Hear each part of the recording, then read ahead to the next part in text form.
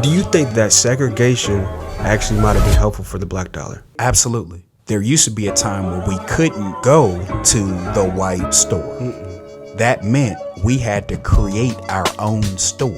Had to. That we owned. See, that's the thing. So we had to support Each other. Group economics. Yeah. First, it's almost like a code. To me, the code is you buy, sell, and trade with folks who look like you. Period. Now, post integration, instead of going to the mom and pop shop that employs people that look like you, you go to Walmart. Who owns that? You have relinquished your economic power and you don't own anything. Do you think that was the intention to why they stopped segregation? You know what I mean? Absolutely. So we traded ownership for access. That is not a good thing. That means that you've lost your economic power and folks still don't like you. Fully connected. Welcome back to the Fully Connected Podcast, your go-to destination for inspirational conversations to help you become your greatest version. I am your host, Chris Jones, owner of Fully Connected Counseling. Today, we got another very special guest. You guys might have seen him around in the community, you know, always dressing nice, looking good. He's always in the community first. And so I'm going to go ahead and just let him introduce himself because he's doing a number of different things. He's now a part of the Stand Together Foundation, which I'm really excited to hear about. So ladies and gentlemen, without further ado, Mr. Corinthian Kelly, how are you doing today? I'm doing excellent, sir. I'm doing excellent. Chris, thank you so much for this opportunity having me. Yes, I really sir. appreciate you and what you're doing. This is an awesome platform, so I'm just honored to be sitting here and talking with you. So for those that I have not met, my name is Corinthian Kelly. I have the privilege and honor of serving as an initiatives manager with the Stand Together Foundation, and I am now a month and a week into that role. Wow. So in that role, my focus is on supporting neighborhoods and families. So out in community, finding opportunities to help support awesome things that are happening in community from a funding kind of perspective.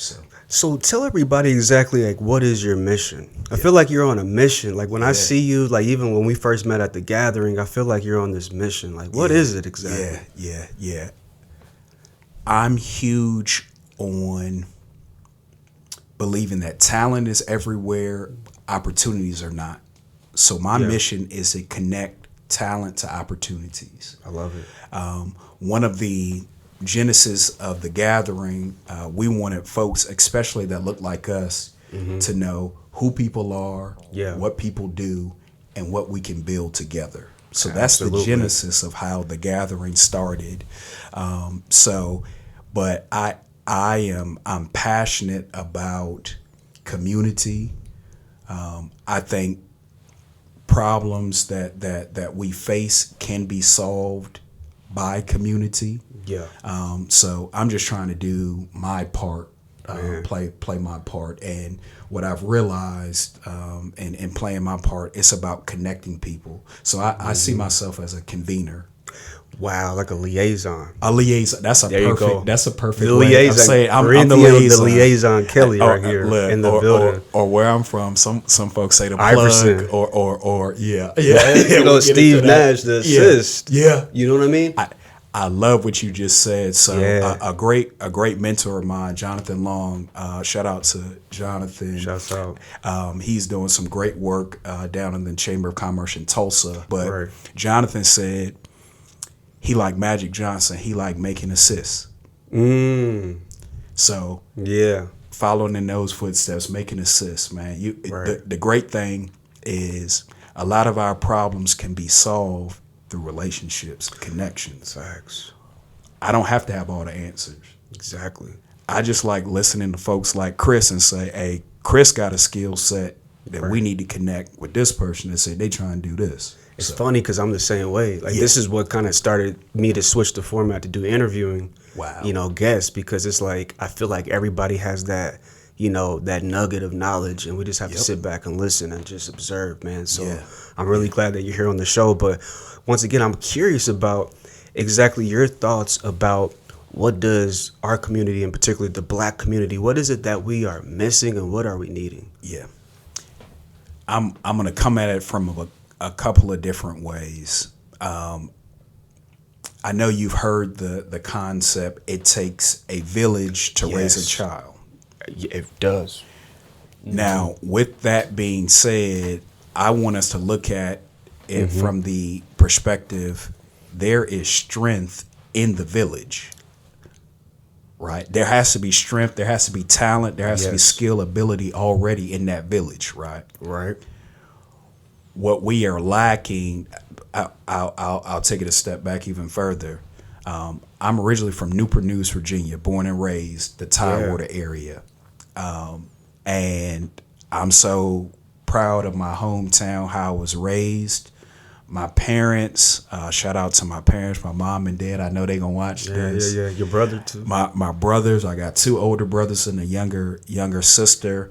But my mom tells me of a time where she grew up in an all-Black community, all-Black neighborhood. She went to an all-Black high school, Carver High School. Wow. Black Wall Street. Black Wall Street, literally. That kind of level, right? It was on that level. So when my mom talks about Carver High School, where she graduated before integration, she pulls out her yearbook and she says, this person, the doctor, this person, the lawyer, this person, the ambassador, right? Everyone did amazing things, and all they had was each other, the village. Wow. And so that's what you're trying to bring here to the city, I feel like. I think all those talents, those assets are already there, but it's about connecting those assets. See, it's one thing to operate in silos where you're doing your own thing, I'm doing my own thing. But imagine if our powers combine.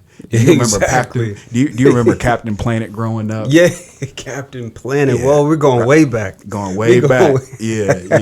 I'm a 80s baby. Hold on. Do you remember how the song goes? Oh, absolutely.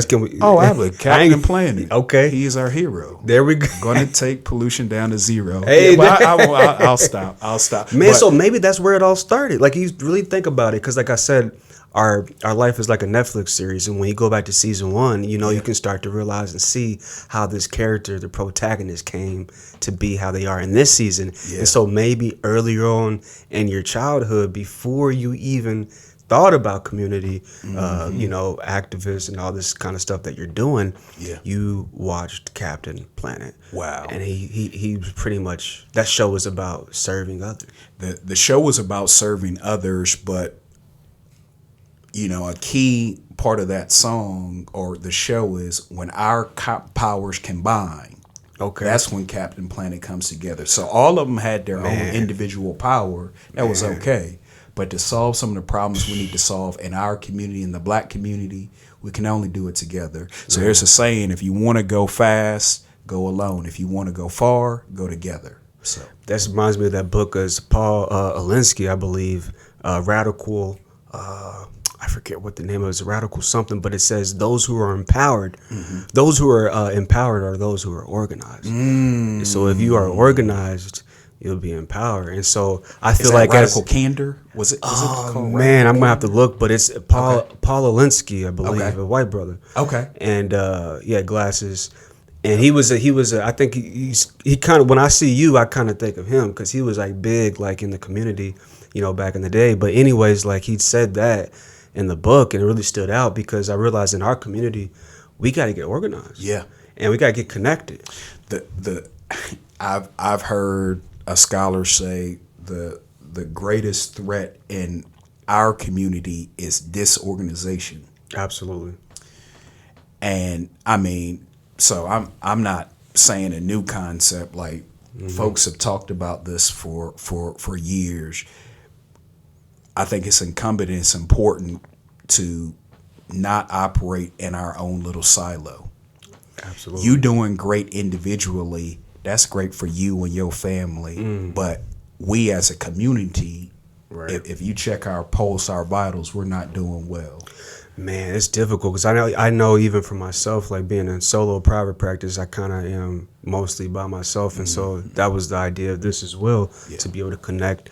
But what would you say to, like, because like even when I talk to people in the community, especially our community, it seems like a lot of times like we don't trust one another, or there's like ego in the way, or even like there's the different sectors of the black community. Yeah. You got the church folk. Yeah. You got the kind of the professionals. Then you kind of got you got the hood black folk. Yeah.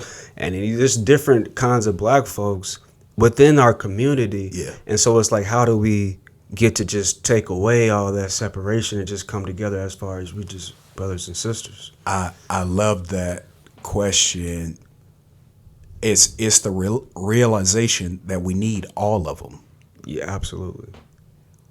One of those segments that you just mentioned can't solve everything. You need everybody. We need everybody. So one of the core tenets of the gathering, I mentioned this before, the purpose of the gathering is connection. We want to know who people are, what people do, and what we can do together. Yeah. Gathering data too. Gathering data, that's important. You got to know, it's almost like asset mapping. You got to know what assets folks have. But how you build trust, how do you build trust or relationship? You do that through things like breaking bread with each other, having sit down and conversations like you're doing on your platform. Right. See, we don't know the talents, the skills, abilities that people have unless we talk. Right. And then a great way to break the ice, to build respect, culture, relationships, sit down for lunch or eat. That's how I was raised, right? Yeah, when you're welcoming someone in, you treat them and you sit down and talk. But in that conversation, what you start discovering is, hey, you share some of the same passions as me. Or, man, you know the same person I know. Or, I didn't know you were from this part of town. That's literally how the gathering started. And I want to give shout out, I have to my oldest brother, Daryl Anderson Kelly Jr. My big bro is a connector. He's connecting it. He's a connector. He's connecting the dots. That's his skill. That's his passion. So how the gathering started. Can you tell everybody a little bit who doesn't know what the gathering is? Because I was new to it as well. Yep. So the gathering started back in 2021. And the purpose of the gathering is to be a welcome mat to transplants to Wichita, and also connect transplants to Wichita. You might be from out of state, you might be from out of town, to talent here in Wichita to build relationship. That's the whole. That's the essence of the gathering. It started back in 2021, and it started out of somebody's house, right? Yeah, you guys are doing it at somebody's house, I believe, right? So before that house visit, we were on a Zoom call with C-suite professionals in the black community, and I mentioned before, great mentor of mine convened this meeting, Jonathan Long. So again, shout out to Jonathan. But we had folks. We had the superintendent of Wichita Public Schools on it. Damn. We had presidents of industry at Evergy, at Coke Industries, etc. So we went around and introduced ourselves on this virtual meeting. And there was a gentleman that said, man, he introduced himself. He was a C-suite level executive up at Coke. And he said, man, this was great. He said, unfortunately, I'm moving back to Atlanta, Georgia next week, and I hadn't met any of you all. Wow. So when you think about just C-suite executives, I'll give this example. I'm pretty sure all of the presidents for airline industries, whether it's Textron or Spirit, they all know each other. Exactly. I'm pretty sure they do. I'm pretty sure all university presidents around the state of Kansas know each other. It would not be a moment where I didn't know who you were. So from that, we had a debrief meeting, and my brother Daryl says, man, one of the challenges is we're not connected. We don't have a relationship. We don't know each other are. So he said, in order to do that, let's break bread together and just talk. Man. So he invites 10 people over his house for breakfast. The whole purpose of that breakfast, everyone went around, introduced themselves, said what they do and what they're passionate about. Wow. Just like how you guys did at the gathering, how you start off the gathering. conversation. So that's beautiful. That's all we did. Just over some grits, some eggs. Okay. Shout out to my sister-in-law Jackie that threw down in the kitchen. Got some shrimp. So that's how, some shrimp too. Okay. We had it in there. The eggs was in there with the cheese in it. However you wanted it, right? Definitely. Man. But as we go away from that, I want to give a shout out to Miss Janetta Everett, a legend trailblazer in this community. She says, so we just learned about just 10 people sitting around this table. Imagine if we have 20 or 30 people sitting around the table doing the same thing. Ain't that something? And that's how the gathering started. Wow. Since then, we have had 12 gatherings. We're getting ready for our third grand gathering. We've connected over 300 individuals. These gatherings have been sponsored by a variety of awesome community businesses, organizations that see value in folks that look like us and want to create relationships with them. We're intentional about, we want to make sure we are elevating Black caterers, Black photographers, Black podcasters, not only for our community, those to know who's out there, but we need these businesses to know these folks are out there as well. Man. So when you're talking about I'm catering a large event and you say you support DEI efforts, well, I can tell you some folks that can throw down. That when you tell me you support something not only in word, but your dollars follow that as well. That's the ultimate. Yeah, absolutely. Because my business mentor told me, he said your network is your net worth. Absolutely. You know what I mean? So it's just pretty much who you are connected with. Facts. Will also determine, because you're not really useful if you can't be used by the group. Facts. You know what I mean? And so I feel like what you guys created is just it's really interesting. It's awesome. And I'm curious to what have you guys figured out so far with the 12 gathering meetings? And I remember when I first met you, you talked to me about stats and numbers. And I was like, man, I like that. I like the numbers and the stats. So it's I feel like you guys have figured out maybe something that with all these gatherings, there's some information you guys figured out within the city, you know? Yep. So we have so much talent in our community. Right. So much talent. I didn't know before the gathering that there are Black lawyers that have a lawyer's brunch every month. And the purpose of that brunch is to be a vehicle. If we have folks, students, or young people interested in that profession, they have an opportunity to ask questions, get advice. Wow. So you don't know that if you don't know that if someone doesn't tell you Black lawyers here in Wichita, Black judges, Black doctors, all Black business owners, Black barbers, photographers. Isn't that something? It's all here. So there's strength in the village, right? I'm where are these folks at? Oh man. Yep. We need a not to cut you off, but we need a Black restaurant. I mean, we do have some Black restaurants though, but there's an opportunity. Yes, there's an opportunity. The sweet spot, is that Black owned? There's actually the head chef. His name is escaping me right now, but he's a Black gentleman. Okay, awesome individual that can throw down.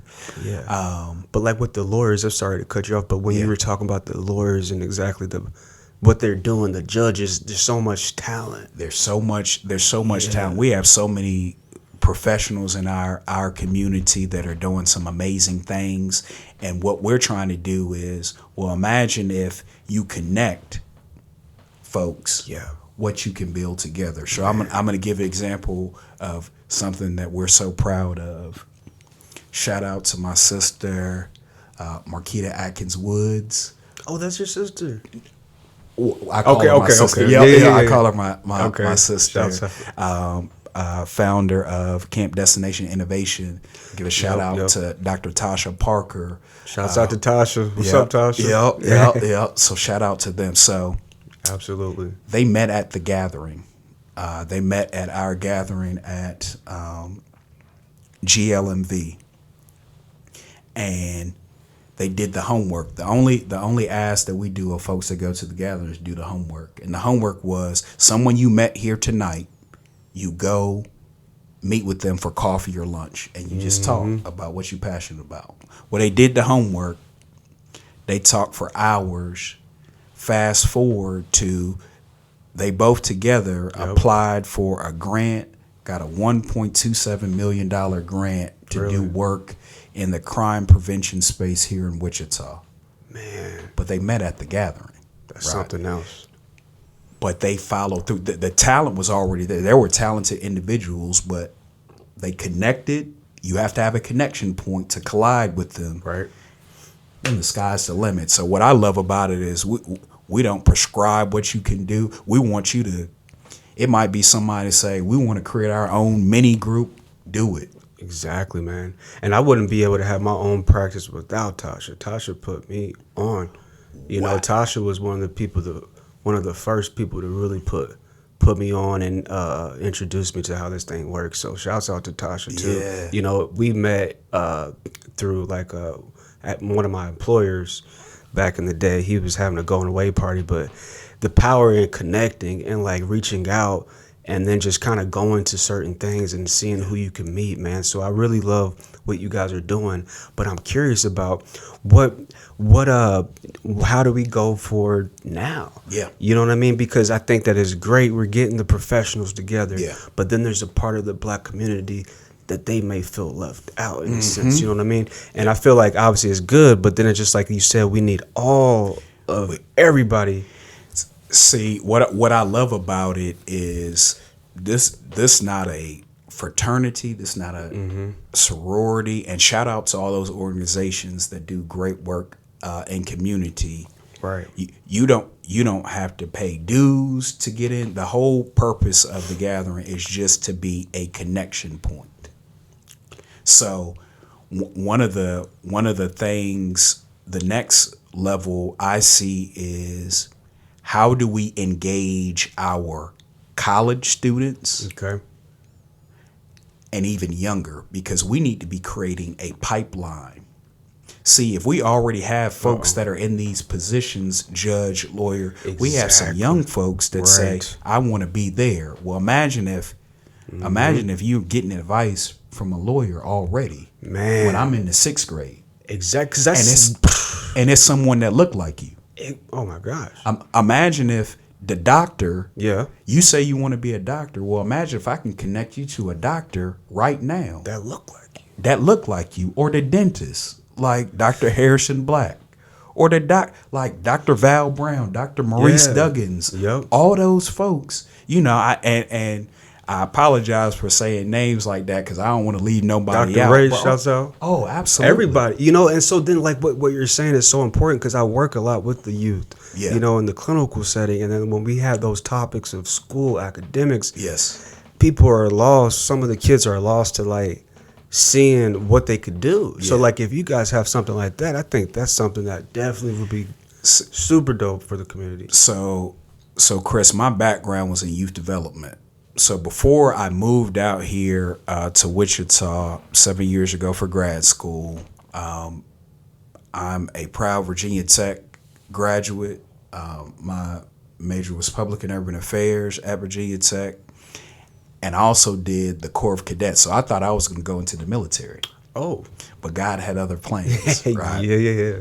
So when I graduated back in 2009, my first job was with AmeriCorps. And if you know anything about AmeriCorps, you don't do AmeriCorps for money, right? No. But I was placed in an affordable housing complex, and my job was running an after-school tutoring and mentoring program in that complex. We created a community garden, did homework, help with the young people, and some of the residents would see me and say, man, you're a natural with kids. And if you had told me I would have been working with kids when I was thinking about going to military service, I would have said, ain't no way, right? All I was doing was showing and trying to instill some of the structure that I learned in ROTC with them. And our young people need structure and guidance. That's the key. So fast forward, I did my AmeriCorps service. That positioned me to get my first, I call it big boy job. My first big boy job was directing an after school program called Higher Achievement in Baltimore, Maryland, and in Richmond, Virginia. Wow. So I was working with 5th through 8th grade scholars, trying to get them into their top choice high school. Some of your larger cities, there's a lot of high school choice. So through tutoring and mentoring and enrichment help, we were trying to prepare students to make the best choice for them. Wow. In my time and working in the youth development space for close to 8 years, our young people need exposure. And I say that because I'm a firm believer, if you can see it, you can be it. So I don't want to say be an engineer and you don't have any context of engineering. Right. I want to bring the engineer right to you Okay. and bring you to the engineering firm. You need to see it. Why is that so important? Again, if you can see it, you can be it. See, sometimes we say a lot of terms and they seem so abstract, right? I did you watch the Cosby Show growing up?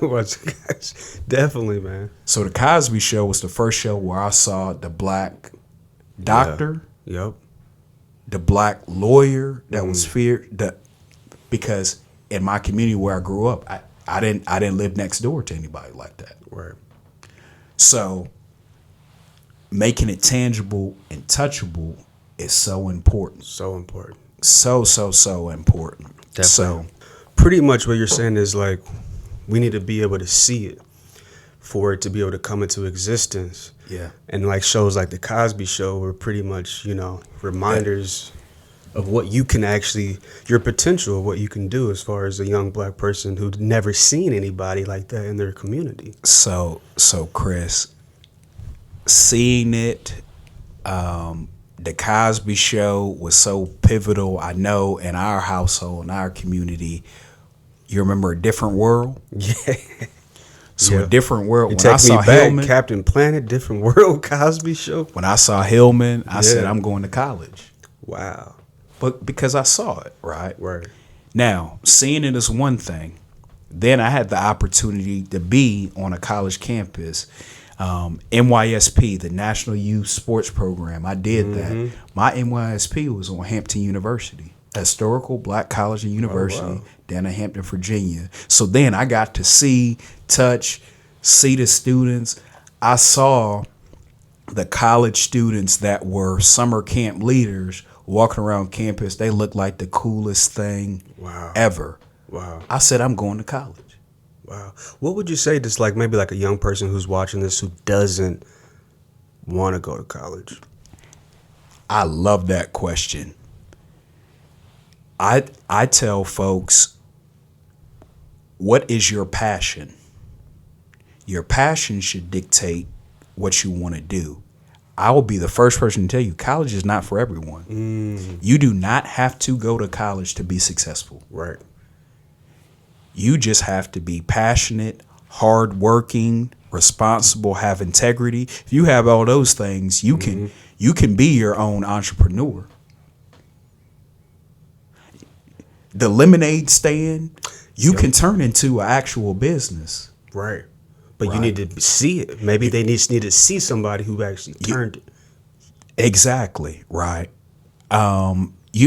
Community college is not a bad thing. Yeah, I started off in community college. It is a great, affordable option. Trade school is not a bad thing. Being an apprentice is not a bad thing. So I would go back to, what do you want to do? Where do you want to go? What do you want to be? And then we can decide what's the best option or route for you. No one person, no one child's the same. Yeah, and I think like what you were saying too, like being able to connect them with the black professionals that are already in the community, so then they can kind of select to kind of see. Because once again, a lot of our young folks in our community haven't maybe necessarily seen it. Absolutely. Just like you didn't see it and you saw it on TV from Yes. Cosby's. Yes. But if we have some kind of, way we can be able to bring that connection. So then now we're going into the schools or whatnot, and they're seeing like a black attorneys, black dentists, doctor, therapist, you name it. But I want to say the black entrepreneur, the black chef, Yep. the black barber, the black hairstylist, the black painter, all the black military person. Because see, some people throw that out there. The military is a great. I did ROTC. I thought I was going to the Air Force. Yeah. I know folks that are about to retire that have traveled the world through military. They've gotten skills and training and certificates. And he retired early too. Retire early. That's a plus. It's a major plus. So just know there are a lot of options out there. Even what you're doing with this podcast space. There's a market for this. There's a market. YouTube videography, video editing. What I'm keen on being an educator, their mindsets. I want our young people that look like us to not have a consumer mindset, but have a producer mindset. That's the key. Right? Yep. So it's a total difference. You can sit on your phone on Snapchat or Instagram all day. That's the consumer mindset. Just watch. Or the producer mindset is, how do I learn the code to build Instagram or Snapchat? Exactly. And I feel like for us as black folks, that's how we built this country. We built civilizations. Absolutely. You know, this is in our DNA. It's in our mathematics, all this stuff. We can go all the way back. All the way back, man. And it's just like, that's the reminder. And I think that's also the fear when we talk about white supremacy, you know, because white supremacy had to create these systems to kind of keep us out so they can be able to continue to go forward. But not to go too much into all that. But would you say there are certain systems that are keeping us back as a people deliberately? Or is it just more sometimes our people can fall into that victim mentality? Yep. So Chris, how deep you want to go? Because you talking go deep. Okay. So have you heard the term in Scripture? It says our people perish for lack of knowledge. Yep. We had Brandon Kendall on the podcast, and he pulled out Deuteronomy 28 and compared it directly to how it connects to the black community. So one of our something that we need to reverse is, if we know the true history of us, the genius and brilliance that we have always had in our community, that invokes a sense of pride. Yeah. But you have to be taught that. So I ask, who are our teachers? See, if we have someone else that does not look like you teaching you the history of you, are they going to tell you that you are the greatest thing in the world? Man. Are they really going to tell you your genius has always been there? You have invented the majority of things on this planet. No. It's no incentive to teach you that. The responsibility is for us to teach, right? So I think in our community we've passed the buck. Okay. Think about other communities. For our awesome Native American community. Yep. Can you or I go to a Native American tribe and teach them about their history? That would be unacceptable. Man, it really would. They teach them about their history. It would make no sense for us to go to like a powwow to teach them about them. You know what I mean? So do you feel like that's what's happening in our community? That has happened. Think about our education system. Think about the majority of teachers, how it shifted. Right? When you experience life in black skin, you know brilliance when you see it. And then when you experience life in black skin and you see someone operating outside of excellence, Right. you feel more comfortable challenging. No, that's sloppy. No, young man, you can do better. You're gonna say something. You're gonna say something, and then you can tie it back to we had ancestors that did more with less. Man. Before the internet, Man. we had mathematicians. Ain't that something? We had builders. We have built Black Wall Street in Greenwood, Tulsa, close to here. That wasn't the only one.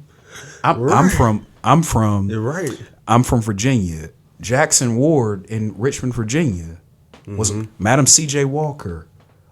All them folks were here. So Memphis, Tennessee has a great history. Atlanta, Harlem, all those places were us building, buying, selling, and trading amongst ourselves to the point where one generation after slavery, we had amassed wealth to have movie theaters, airplanes, airports. Ain't that something?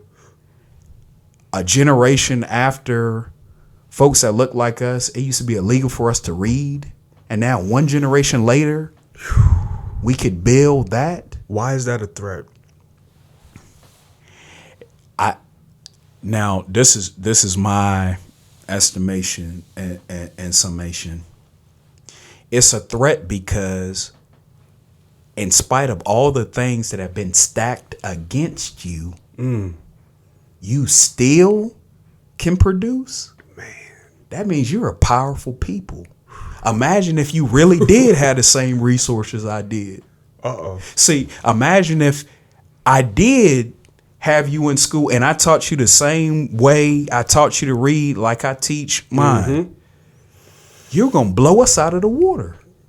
That's the threat. That's the threat. Right. But see, we have to have enough pride to teach our history to our young people.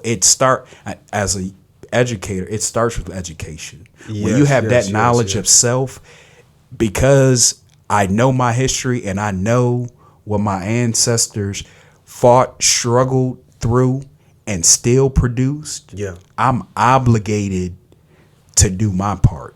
Definitely, man. When I know the history of Harriet Tubman or Arminita Ross and what she did, see, the mindset of always us being selfless and sacrificing for the community has been in our blood. It's in our DNA. It's in the DNA, man. And I say that because Harriet Tubman escaped. She was free. She could have just stayed up and she was good. She could have. But she went back and got some other people. Something. So that means that responsibility to give back, to pull other people up is necessary. But that has to be taught. That's a mindset that has to be taught. It's almost like a code. To me, the code is you buy, sell, and trade with folks who look like you. Period. Group economics. First. Group economics. That's Anthony Claude? Dr. Claude? Dr. Claude Anderson. Dr. Claude Anderson. There we go. Yeah. Power economics. Let's Power talk about that because it talks about the black dollar circulates in the community only about 6 hours or 6 days. 6 hours. 6 hours. 6 hours. And then it goes to Nike. Yeah. Goes to wherever else, Chick-fil-A, you name it. Yep. So. But before, when we were, this is the crazy thing, is that segregation actually might have been helpful for the black dollar. So I've said this statement after my study and things like this. Don't get me wrong, there were benefits to integration, but at the same time, there were some obstacles as well. Absolutely.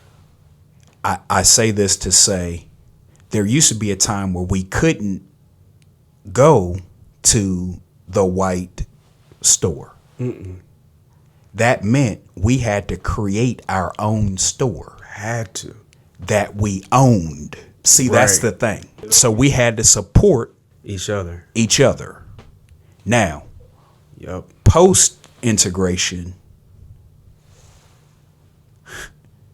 you still got to shop, you still got to eat, but now instead of going to the mom and pop shop that that employs people that look like you, if you go to Walmart, well, who owns that?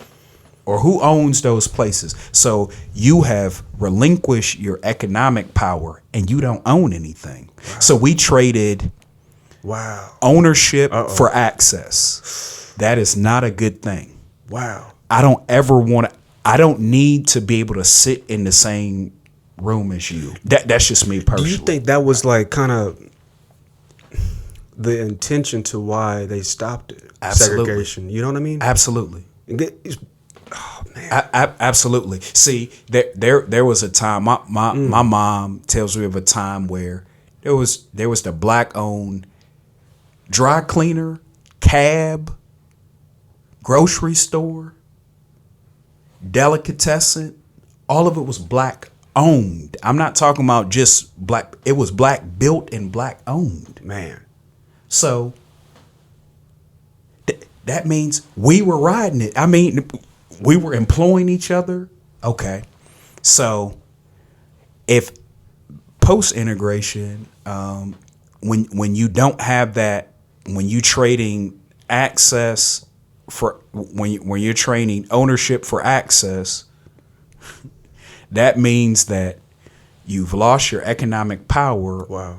And folks still don't like you. So you're giving them money. You're benefiting me. Wow. There were at some point, I've read accounts where I wouldn't even take the money out of your hand. You had to set your money on the counter and I'll get it from the counter. I don't even want it from your hand. And it's really interesting on that point as far as how segregation was helpful for us economically. Yeah. But then again, what I realized, because I see families and individuals all day, see about 6 to 7 clients a day. Yeah. And what I realized is that it starts at the house, starts at the home. It all starts there. And so with our families, you know, from fatherless homes, motherless homes too, people don't talk about this. Yes. But there's some moms that be doing the same thing. Yeah. And then too, marriage, divorce. Yeah. What's your thoughts about the family unit, the black family unit in America?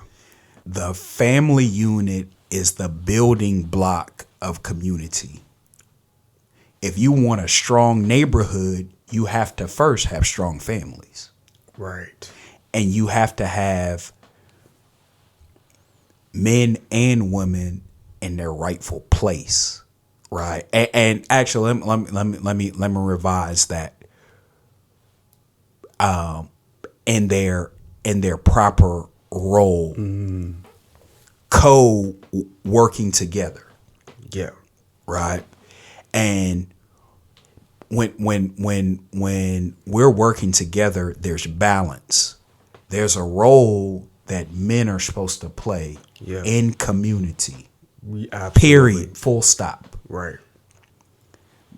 I would go as far as saying the role that men play in community starts in the home. They are the protector and provider for the home first. That's your first responsibility. Right. You have to make sure everything under this roof is protected and provided for. First, you're responsible for that. Yep. As a man. In order to get that. Or what about as the woman? Yep. I'm gonna get there. But I would go as far as saying you have to be trained to do that. Not raised to do it, trained. Let's talk about that. Not raised to do it, but trained. So the word says, train up a child in the way he should go. And when he is old, he shall not depart. It didn't say raise up a child. It said train up a child. There's a difference between training and raising. What's the difference between training and raising a child? So when you train a child, they're put in situations where they have to make a choice. You don't swoop in and save. When you're raising, you might have the tendency to swoop in and save and prevent this from happening. When you train, you put in situations where you have to rely back on training. Yeah. Yep. So you have to encounter certain situations where you got to make good judgment calls. Right. And then when you don't, sometimes you got to see the consequence. That's a part of the training process. Absolutely. See, you're trained to. I'll go back to the military. When I was in ROTC, they trained us to be able to take a shower in 2 minutes or less. We had to get trained that way. Wow. They trained us, and we first started off where the water was cold. They didn't cut the hot water on in the shower, and there was a reason why. They told you to get wet, lather up so your bud could start showering. But the whole purpose of it was, if you in military, if you're in combat, Yep. you don't have time to take a 15-minute shower. Wow. You got to move. Right. So we were trained to move with a sense of urgency. So I get it now. Why? If you were in a combat zone, you don't have time to take a 30-minute shower. And a lot of our people are in those zones now. In those zones, you know what I mean? Like living in those combat zones today as we speak. Yep. So they're like, man, Corinthian, I don't have time to do all this stuff you talking about. Yep. You're trained a certain way to pack your bag, make sure you have all your supplies with you. That's trained. It's trained. Right. And it's practice. And when you don't do it right, it's consequences for it, right? That's training. So that way, when you do get into a sticky situation, you're falling back on your training. Man. Like it becomes habit, right? Wow. They'll tell you in any kind of, if you hear police talk and they make a statement, they say the police officer relied back on his training. The ethics. Yeah. Now it might sound hard, but that's important, right? It's super important. We have to reinstill training back. It can't be. You can train a child to spend their money wisely. Well, how would you train, your child? Yep. This is me, and I want to make this disclaimer as someone that has nieces and nephews. Okay. Right. I would say that training a child is they need to understand when they start working. I started working when I was 14 years old. Right. But you don't appreciate money until you start feeling the hit. Right. When you start having those responsibilities. Right. So imagine if just to get in the habit of understanding it's bigger than you. If you're a young man, you're the provider. You have to be responsible for folks under your care. Right. Imagine if you say, son, you got your first check. Well, for this first check, I want you to cover dinner for the family. Okay. Right. Yep.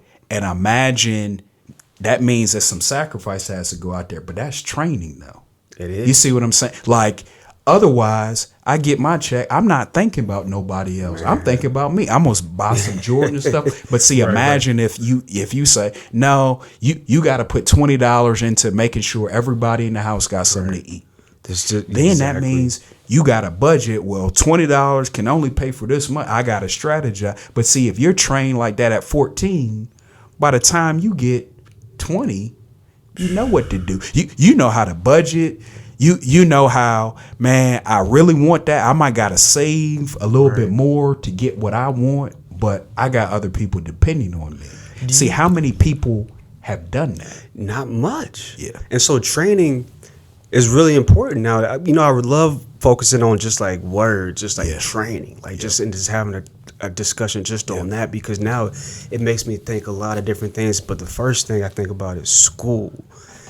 And man, that's a big, broad topic right there. But it's just like, do you feel like the schools should be held responsible for our training, or should that be for the parents or the church?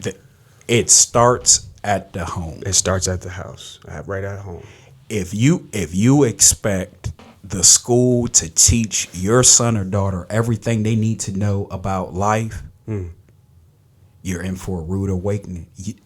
Now, with the way things are now, you don't have time to even. You don't send your child to school. They're not learning about taxes. They're not learning about budget when they get into school. Not even about money. About life or relationships. Responsibility, relationships. Nothing. No. So I would not even want the school to be responsible for that. No, I need to take up that mantle in my house. Right. Mom and dad working together. Right. Right.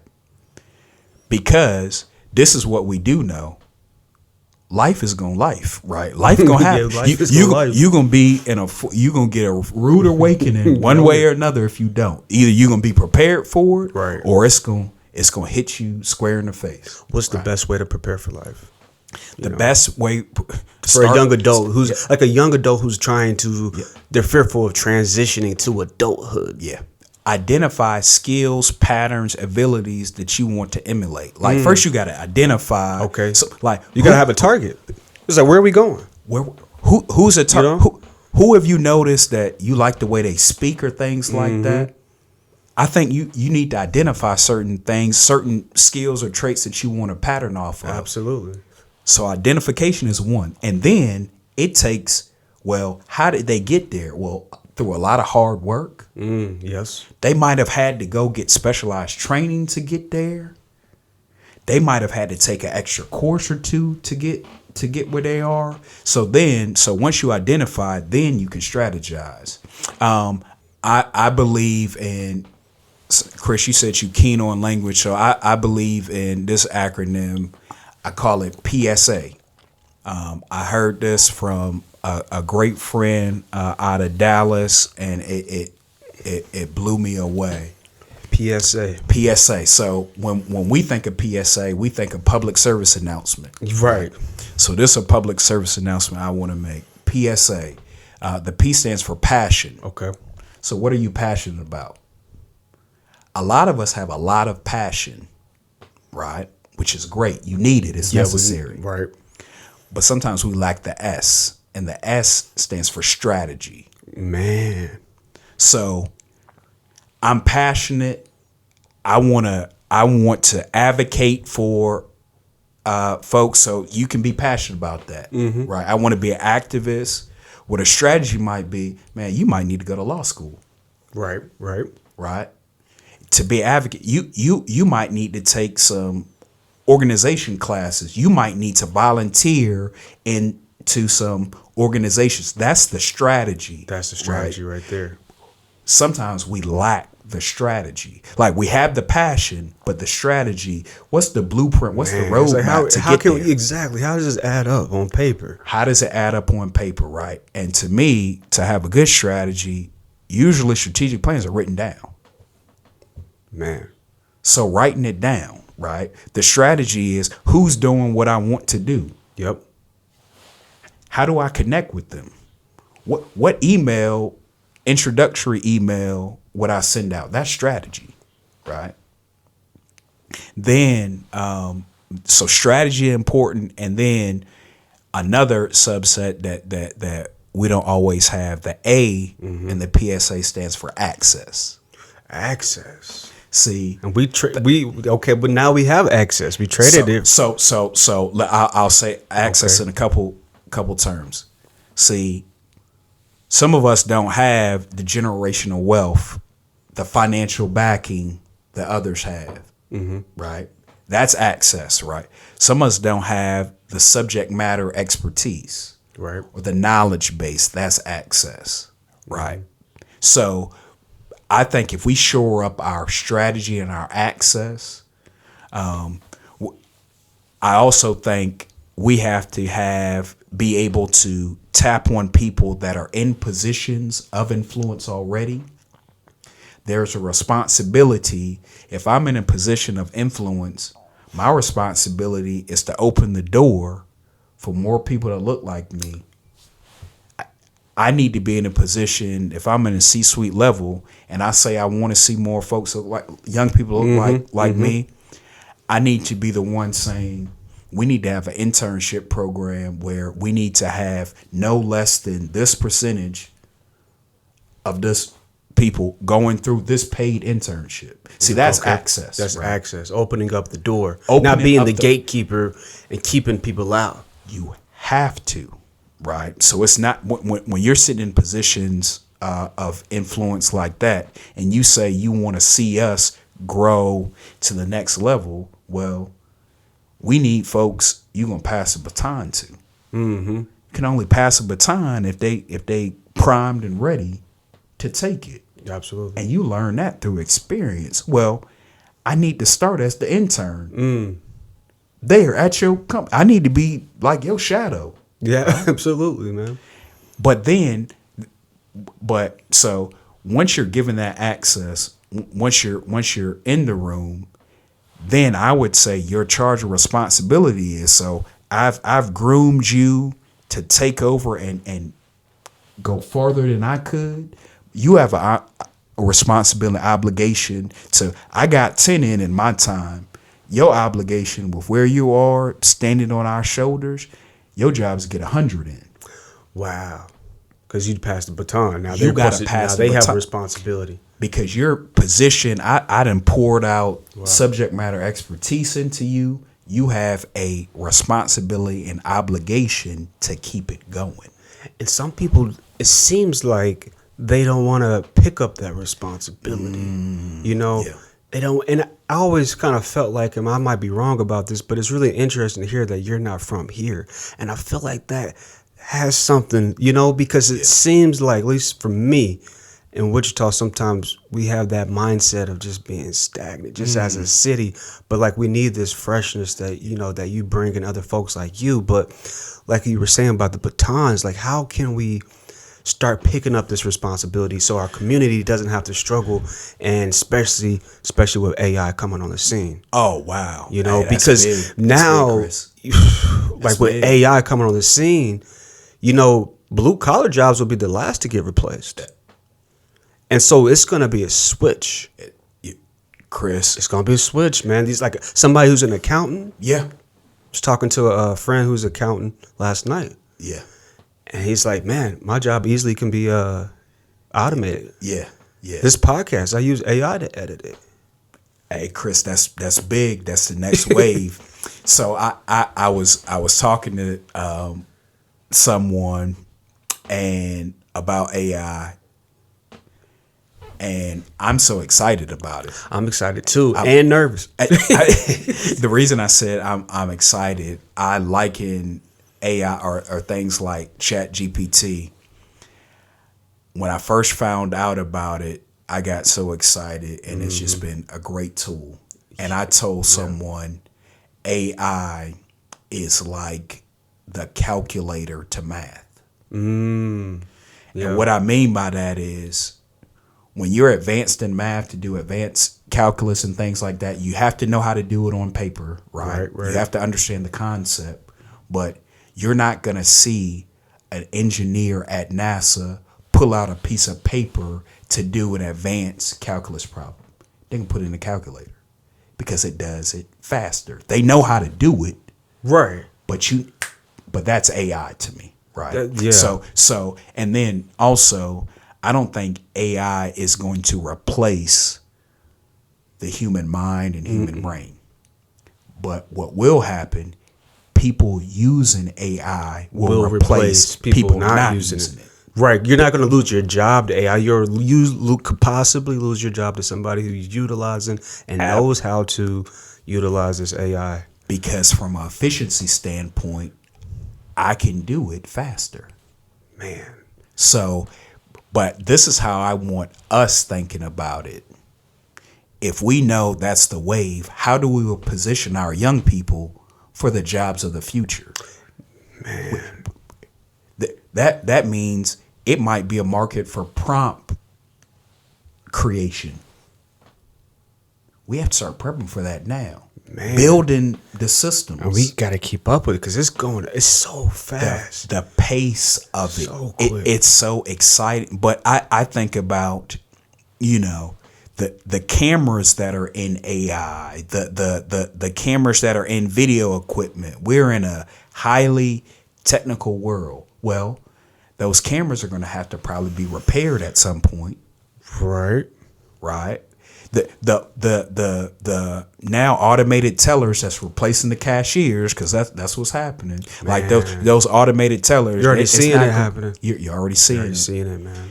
They don't get sick, No PTO. No PTO. No they not grievances. No grievances, right? They don't talk back, right? But there are still positions like a light might need to get replaced in it. We need to be thinking about, well, what are all the components in this? Because it's a market there. It's a market there. Wow. Yeah. Is there a way how maybe we could utilize AI to help out the Black community? Absolutely. Well, first we need to take the fear and stigma. Like I think in our community, we have a fear of the unknown. Absolutely. So because we've not touched it and played with it, like we don't know. So we say we don't touch it. Mm-hmm. Right. But we're doing that at our own peril. We need to be having the classes with me, ma, and grandma. Let's show them how to use it. And see, what I think is important just in terms of building relationship, we need to have the younger generation that is already faster with it because they grew up in the technology internet era. They don't know a world. Our young people don't know a world before the internet. It's crazy to think about that, man. Everything is they know a screen. Do you think that maybe possibly the internet and technology is kind of holding us back, not only as a people but as a race? Because I feel like, are we devolving? Well, and I hate to think that way, but it's just like some people feel like we possibly could be devolving. Just looking back at our past and our ancient history, as far as just a race or just a species, And so then it just kind of gets me to kind of think about like what are some of the main priorities and values of life, because I feel like when we focus on that aim, it's like, okay, this is what really matters, because AI won't be able to replace these main core values of what we have. Yeah. What has devolved is our connection and closeness. So AI made it. We can have a Zoom meeting. My parents live in Virginia. Mm-hmm. That's 23 hours away. They're still out there? Yes, they are. In Newport News, Virginia. But through technology, I can get on and see their faces, and they 23 hours away, right? Mm-hmm. There used to be a time where you couldn't. If I had to mail a letter, I had to travel, to see them. But technology has, in a world, connected us closer. Like I can talk to people in Japan if I wanted to, but through that, it has the challenge is the physical connection, the closeness, right? Having a conversation over the internet is totally different from having a conversation like we're doing right here, face to face. Exactly. And I think a lot of our young people struggle with the interpersonal skills of conversation, right? Yes. So it's incumbent upon us to teach our young people to do both. Yeah. So we can train our kids to know the technical AI stuff, but also, sit down with your family and put the phone up. Put the phone up. See, that can be taught. That has to be trained, though. Man, that really has to be trained.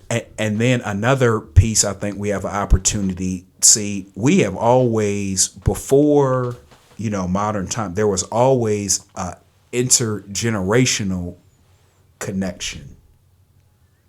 From young to old, we respect our elders, right? Man, we've kind of gotten away from that. I think the technology piece, we got an opportunity for our young people to teach grandma and grandma. Think about the learning that could happen. Right. Not our generation, the younger generation teaching the old. Think about all the learning that can happen both ways. And I tried to do this. Man, I tried to do that with my parents. It took them years just to utilize Netflix. Yep. I was trying to tell them for the longest, like, y'all could just watch this without the commercials. You know that, right? But like, as far as like older folks, some of them already stuck in their ways. But I would agree with you.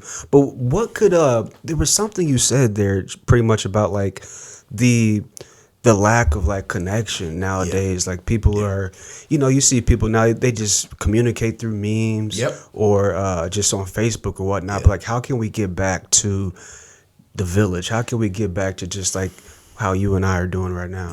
Yeah. See, I think if you know, like I know, food is a unifier. Food, music, and stories. Those three things are universal. I love that. Food, music, and stories are three things that you can go anywhere on the planet and they're going to connect with that. Stories meaning TV shows, movies, books, biblical stories, you name it. Food, man. Who doesn't love food, man? If you don't like this kind of food, you probably like this food. And if you don't like any kind of food, then we got a bigger problem. So that is important to me. That's how we reconnect, re-engage. Yeah. Right. You have to create spaces to do that. And then it takes a healthy curiosity, a humbleness, caring behavior. Like it takes a level of care to sit down and understand someone's perspective. So otherwise, I don't have time to listen to your story. I don't even want to know where you're coming from. Like that's not caring. But caring is, man, you said this was interesting. I want to hear from you. What's your perspective? And usually your perspective is shaped by your lived experience. So you see stuff. I'll go back to something you mentioned. You said how you see Wichita, for example. Right. And I have a different perspective because I'm not from here originally. Right. I grew up in Newport News, Virginia, did my college out at Virginia Tech, and then I moved to Baltimore, Maryland. Okay, go Ravens. Go Ravens. Absolutely. Lamar Jackson, that's my guy, man. Lived in Baltimore, Maryland for 4 years. And Baltimore's 45 minutes north of D.C. Yeah, yep. Right. It's right there. Then lived in Richmond, Virginia for another 7. So just the pace of those cities is totally different. Totally different than here, man. So when I got here, what was evidently clear, there is Kansas nice. I've experienced it myself. And there is so much access here on any level. Wow. If you say you want to meet with a councilman in the city of Wichita, for example, you can send an email and say, I would love to meet with you for coffee to discuss this. They will not only answer the email, they will come and meet with you for coffee. I've had that happen 3 times. And I'm a transplant. That level of access, if I tried that in Baltimore, you got to know somebody. Then they might send the email through. Yeah. Do you think it's just because it's smaller here? It's not as fast paced, or what do you think it is? I think it's a combination of factors. Size might have something to do with it, but it's a pretty good size city and metropolitan area. But it's just I think it's a mentality. I think you're a conversation away from, if you say, I really have this idea, you're literally 1 or 2 conversations away from someone saying, man, I love what you try to do. How can I support? That blew my mind when I moved out here. Wow. And that's been real. Wichita embraced me when I moved here 7 years ago, especially the Black community. And Wichita in general.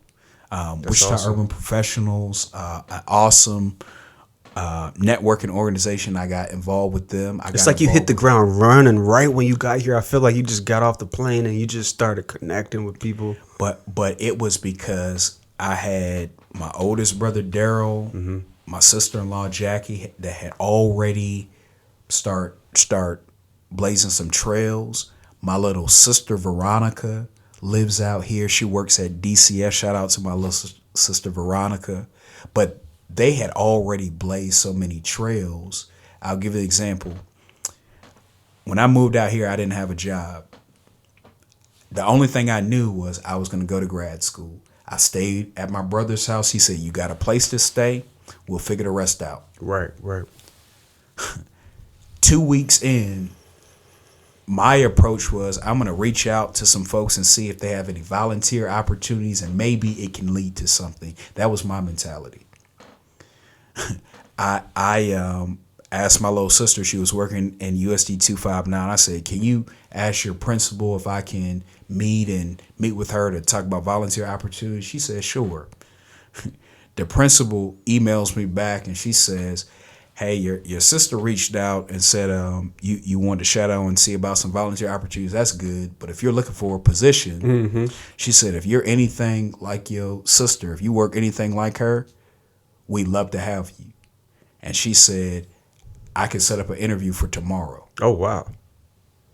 I said, "I'll be there." I said, "I can be there today if you need it," right? Because I needed the job. Right. Fast forward, I got the job. My first job here, it was 3 weeks in through a relationship. Wow. Right. I had never seen something move that fast. Like sometimes when you're applying for a job, the filter process, going all that kind of online, stuff. yeah. But it's about connections. It's about connections because you can bypass, once again, your network is your net worth. You can bypass these certain systems, if you will, if you know the right people. Yeah. You know what I mean? And so that's what happened there. I would say it's twofold. It's knowing people, but it's also being comfortable putting yourself out there. That's a big. How can somebody be more comfortable with putting themselves out there? See, when you say hit the ground running, I was a person that went to the networking conference my first week here. Wow. So you did the research and said, wow, so my sister-in-law connected me to some awesome folks here. Shout out to Danielle Johnson, Councilman Brandon Johnson. Yep, shouts out. And I'm so thankful for them because being a part of Wichita Urban Professionals, there was a networking conference coming up, and it cost. Well, I'm still looking for a job. I didn't have any money. They said, "You can come to this conference and put that you're with Urban Professionals. We'll cover the fee." So that's why I've been rocking with Wichita Urban Professionals since then. 7 years strong. So excited about the work they're doing with connecting people. But putting yourself out there, being comfortable, showing up to spaces and places, and also being comfortable showing up in spaces and places where you might be the only one there. Wow. Let's say there's somebody who's going to be doing like what you did, and they're going to be moving to Wichita. Yep. And they're a black professional. Yep. And they don't know anybody here. Yep. Where should they start? So the first thing I would say start with is Wichita Urban Professionals. That's one. Go-to place, organization trying to equip young leaders in community through connection, right?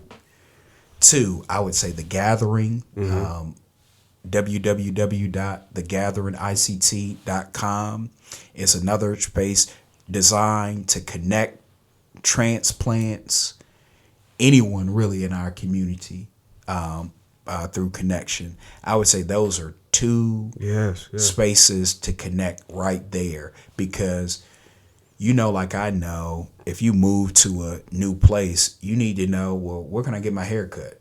Right. Doctor, mechanic, all that stuff. Doctor, mechanic. Church, who got good food? Yeah, absolutely.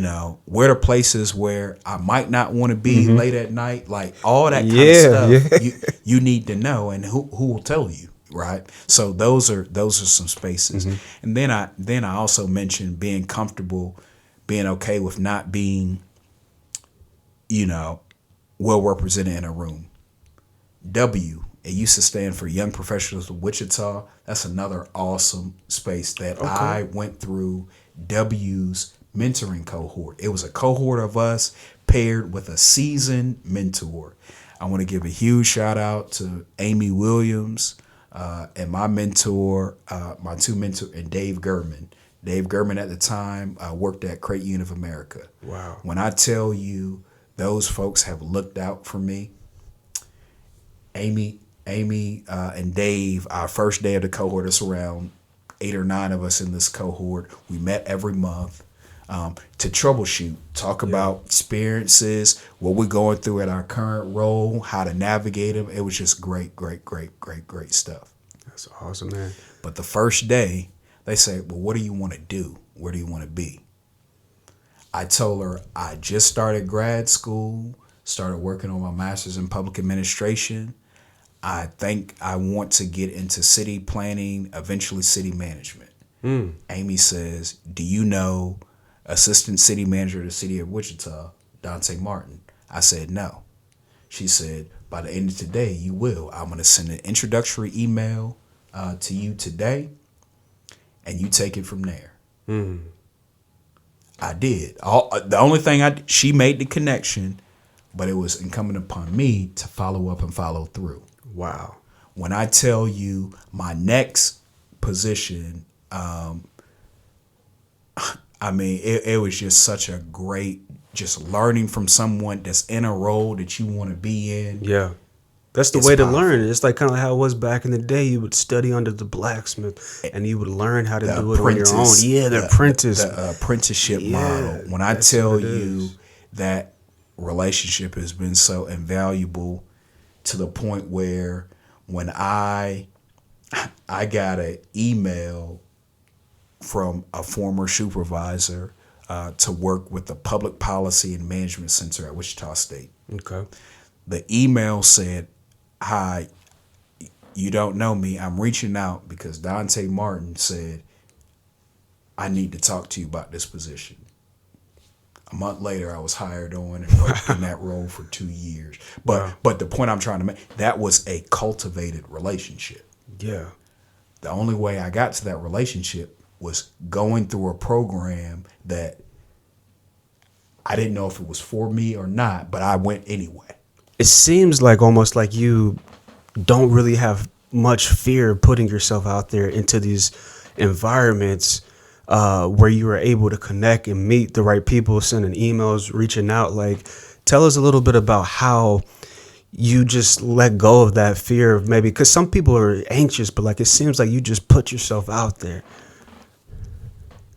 Chris, that's a great question. I don't have that fear anymore because I had operated before by not doing so, by not putting myself out there. When I lived in Baltimore and Richmond, I didn't go to the networking events.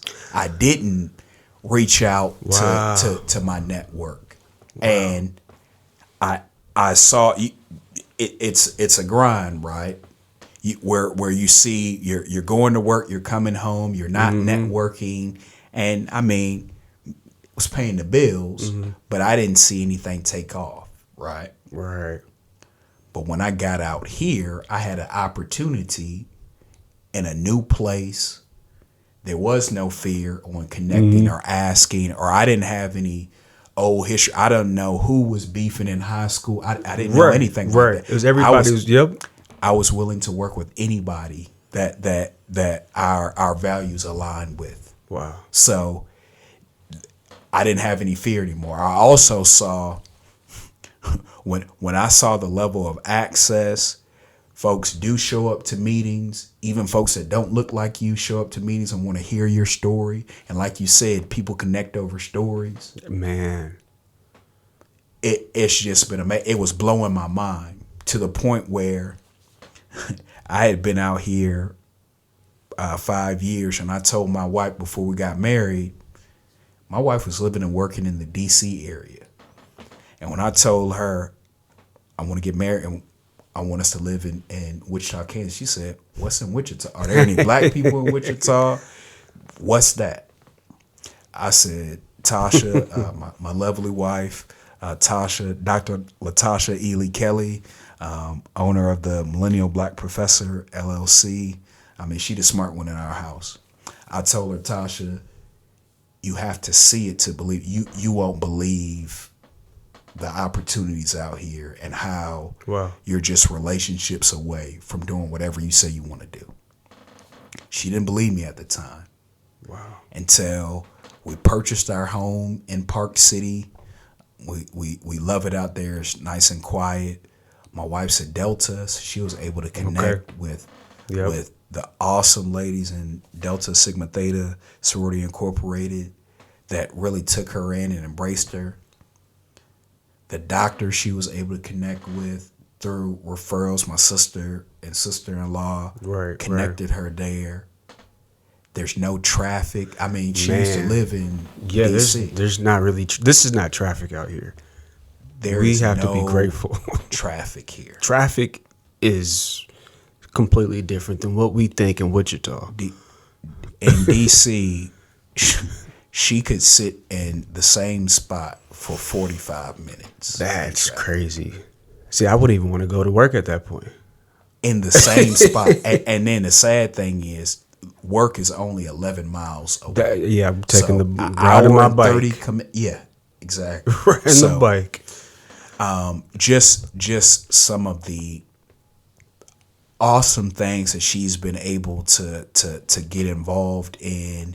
She has gone through create campaigns, Spark Business Academy. It helped launch and catapult her brand. I mean, taking advantage of, she was awarded a grant to set up a tiny news room, all those kind of things. Not saying it like it's a different level of competition, but it's so much saturation in places like DC, back on the East Coast even. Yeah, there's a lot. Wow. Right. And here, there's a thirst and desire for diversity of thought, experiences, perspective. So, I mean, it fit. And it's interesting because, like what you said, when you were back there in Virginia, you didn't really go out to these networking events. And it's almost like I always said, when I go out to travel, do a solo trip, sometimes those are so fun because I'm forced to talk to people because I don't know anybody. I'm forced to talk to that person at the restaurant, wherever I am.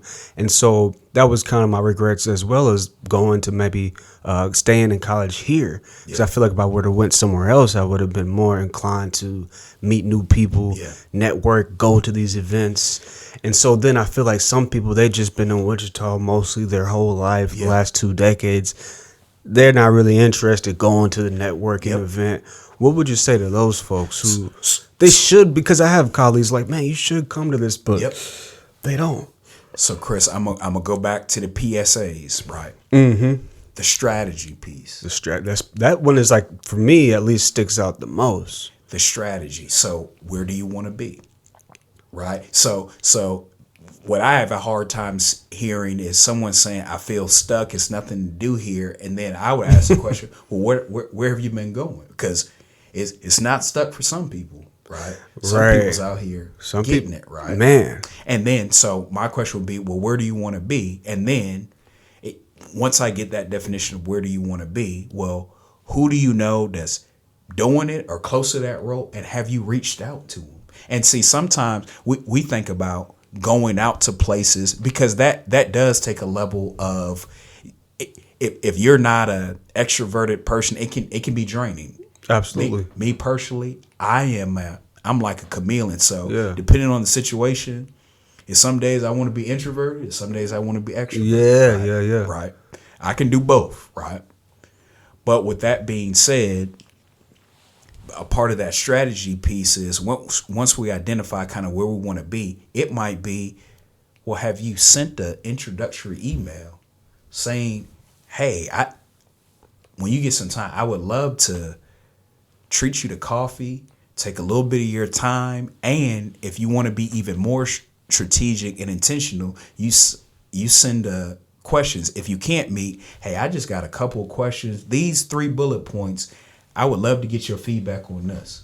Why is that important to even just ask the question? The question is important. You don't know anything till you ask, right? So you don't know what people are willing to do. And then the sad thing is, I was telling some students this the other day. They were saying they want to be a physicist. I said, you're on Wichita State's campus. They're physicists on the campus. Connect with them. Connect with them. And I said, send an email introducing yourself, tell what grade you're in, say you're interested in being a physicist. And I have these 3 questions I would want to ask, and hit send. The young lady hit send. The professor responded back and said, I rarely get these type of questions. So she stood out. And they love that. I love when I get those kind of emails. Loved it. Yes. Right? So now she's connected with a professor at a leading university. Wow. She stood out because there's not 100 students that are in high school sending him messages about, I want to get your thoughts and pick your brain, would love your advice there. You separate yourself from a lot of folks, right? But that's strategy. Right. And it just starts off by sending an email asking a question. But see, with that question, now you're developing potential for relationship. See, the relationship is when you have somebody in your corner where you've cultivated a good relationship, that can be your letter of reference down the line. That can be the difference between, hey, when I took these courses in college, I didn't want to take them at the same time. See, that's someone that has been down that road that'll say, don't take that math and that math together. Take one semester and the other. Yeah, they have the knowledge. They've been down that path. Man. Right? That's important. Now, P.S.A., remind me again what the P stands for. So the P stands for passion. Passion, strategy, and when I think of the A, I forgot what the A stands for, but when I think of the A, you say access. But for me, I say action. Action. Because it's just like, that's like when I picture you when you got off the plane when you came to Wichita, I feel like you just hit the ground running and you took steps and actions. You were actually moving, shaking hands, talking to people. Sending an email is action. It's action. Hitting that button, clicking the mouse, it's action. And so strategizing, man, okay, I'm going to connect with this person on the campus or whoever, and I'm going to do this. And if they don't reply to my email, I'm going to do this. But so first, Chris, thank you, because you added another A to it. I'm on P.S.A.A. Yeah, P.S.A.A. Thank you. I'm taking that, man. I'm taking that. See, and it's also casting a broad net, right? Mm-hmm. So once the email is formulated, you don't have to send it to just one professor. It's a whole lot of professors. It's a whole lot. So when you cast that broad net, you don't know what you can reel back up, right? So once we have the strategy piece, you got the template. What one person don't answer, somebody will. Right? Somebody, yeah, exactly. The assistant, somebody will, right? Man. So, but I love what you just said, the action. See, it's my brother calls this following up and following through.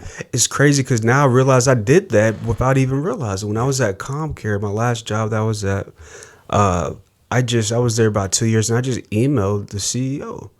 Because, there was certain things I was just like, because there was a lot of people that work in there and they would vent about certain stuff. Yeah. So I'm just like, let me just email the CEO. But I always felt kind of like I needed to follow the chain of command. Mm-hmm. But I feel like I did that from the boss and her boss, and it just didn't get anywhere. So I just emailed the CEO.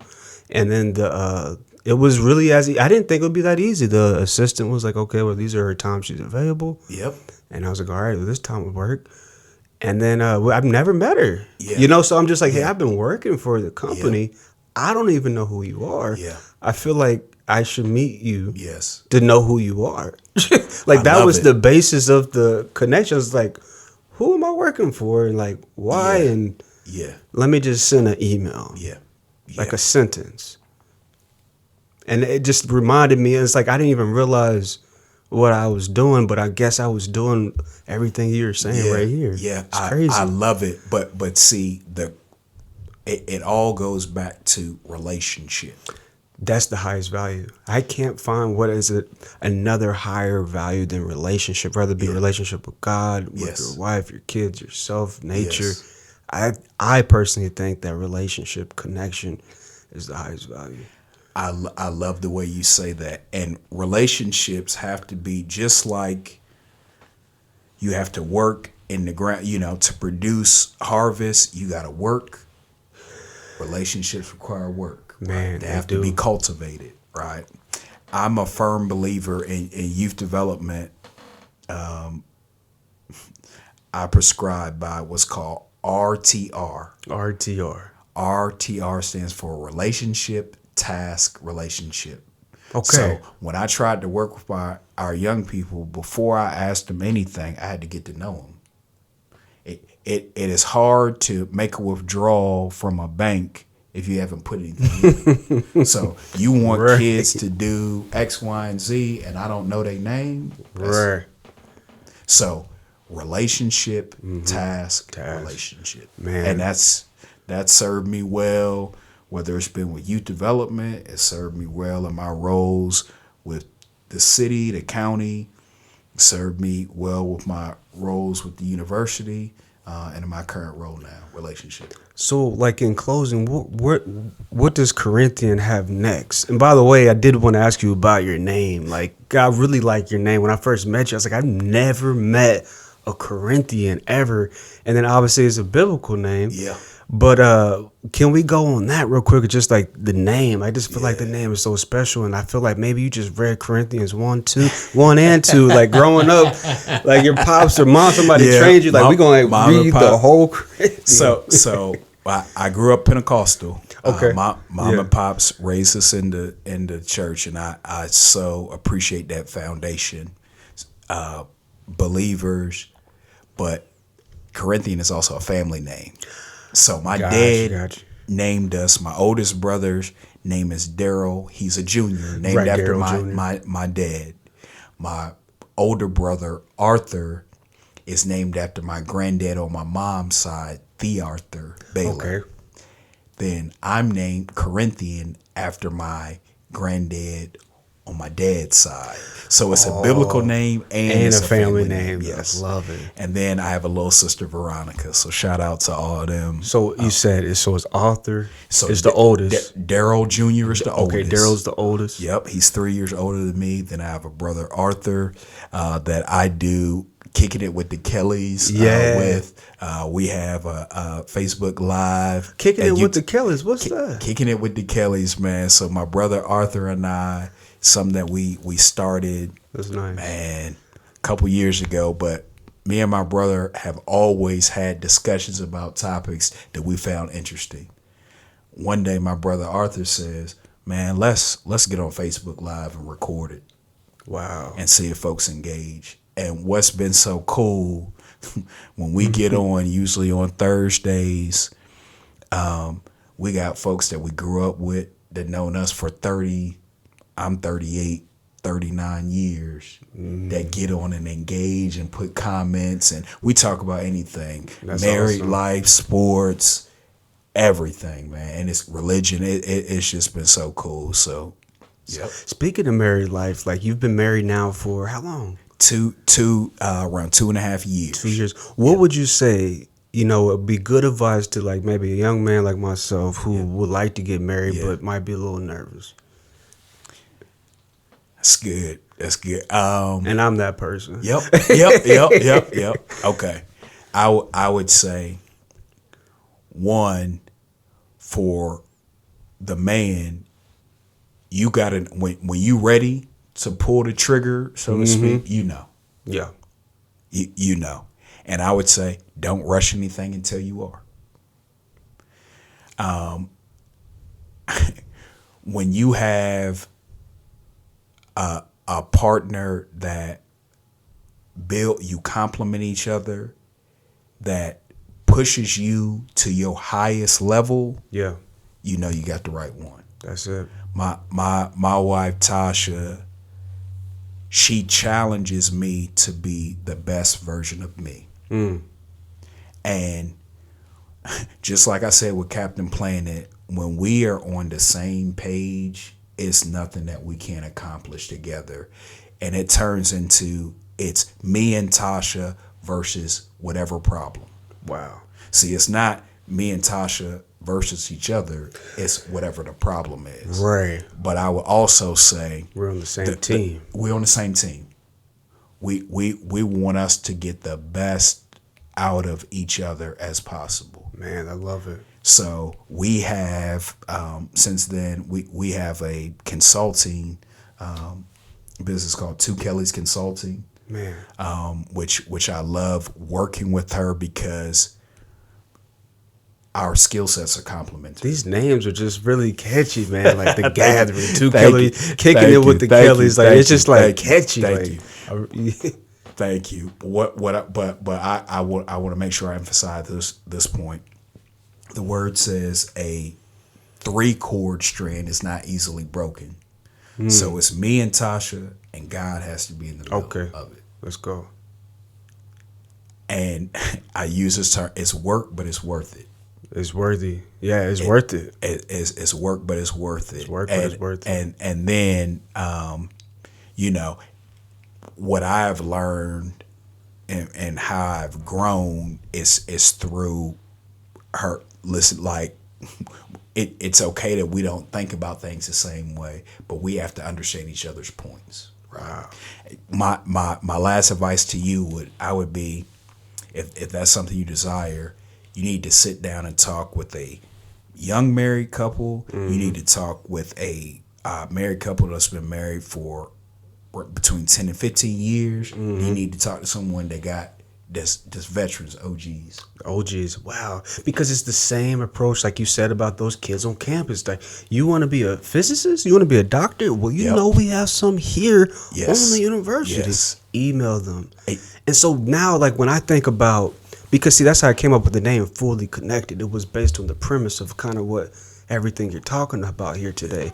But like, I see now, like, the Gathering, like, branching out and doing like other things, whether it be connecting the teenagers with professionals, connecting the community, what you guys are already doing, but also too, another one that I've heard somebody says before, a Gathering to help single folks connect. Connect other black single folks who can connect in a healthy way, so they don't have to go out to the club or online dating, all that crap. It's so many different ways. I would say the Gathering can be a vehicle for things like that, but also Wichita Urban Professionals, they have mix and mingles, mixers and things like that. There are a lot of great. I would also say another place to meet, like, because you want to meet kind of like-minded folks. Yeah. Think about volunteering. Think about the type of folks that go volunteer. They have certain values, they have space and time to do this, so that's a great way to meet folks as well. Then folks say this all the time, like, if you're in a company that has the softball team or stuff like that, being in the league, like, ways to get out are great. But man, so I feel like really through this whole conversation, what I take away from is, like, it's about expanding. It's about knowing yourself fully, so then you can be able to expand, and then so you can be able to connect with other people to be able to expand. You know, so I really appreciate you coming on to the show, man. It's been an honor to have you on here. You know, definitely inspiring for sure. You know, and I think that you will continue to do great things, man, at the Stand Together Foundation, man. So once again, Corinthian, it's been a pleasure. Man, it's been a pleasure. Chris, thank you so much for this opportunity. I love this platform. I love what you're doing. So please, man, continue to do it. We need spaces for conversation and connection. And thank you so much for providing this beautiful platform. I'm going to add that to the intro, conversation and connection. I'm going to add that in, man. I thanks, man. Appreciate it, man. So this, once again, is the Fully Connected Podcast. We're signing out. See you guys on the next one. Peace. All right. Fully Connected.